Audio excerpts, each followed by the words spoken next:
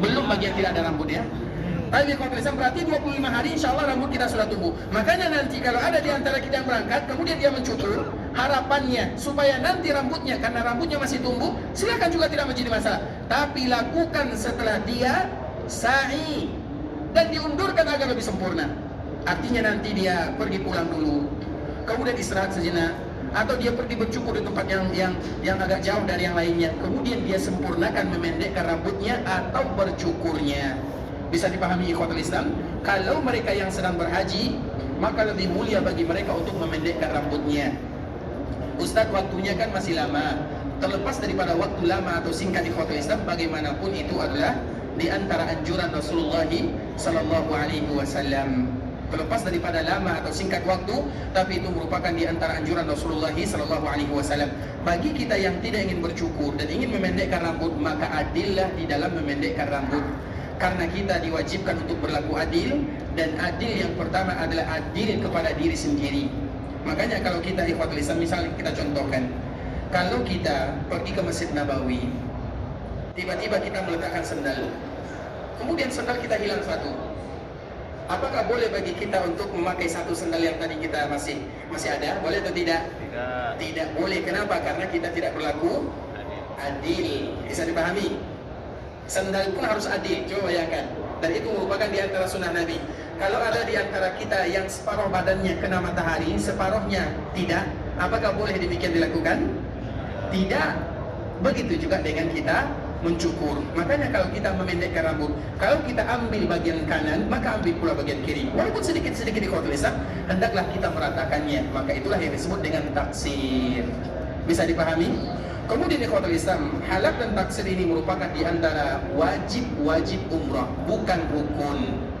Kalau ada orang yang setelah dia melakukan sa'i, kemudian dia terlambat dan tidak melakukan bercukur, atau sebelum dia bercukur, dia melakukan larangan-larangan ihram, maka ketahuilah ibadahnya tetap sempurna karena itu adalah wajib daripada umrah. Dan sebelumnya kita telah jelaskan bahwa rukun umrah itu ada 3. Yang pertama niat, yang kedua tawaf, yang ketiga sa'i.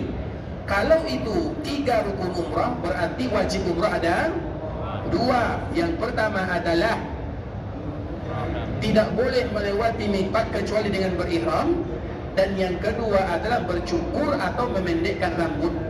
Itu adalah wajib umrah.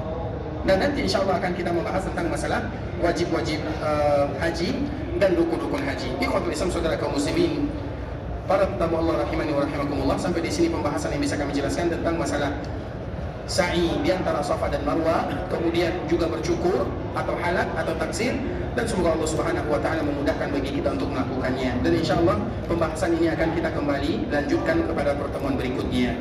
Dan insya Allah kita akan menjawab beberapa pertanyaan di ikhwatul Islam yang belum sempat kami menjawabnya, dan semoga Allah mudahkan bagi kita untuk menjawabnya. Pertanyaan yang pertama, apa hukumnya tawaf sa'i dengan skuter dalam keadaan sehat, kuat dan muda? Tadi kita sudah menjawab ya, boleh atau tidak?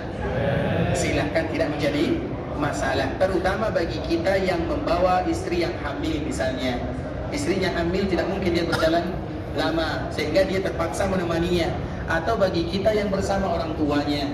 Bagi kita yang bersama orang tuanya, ayahnya atau ibunya, jangan pernah biarkan orang tua kita bersama orang lain.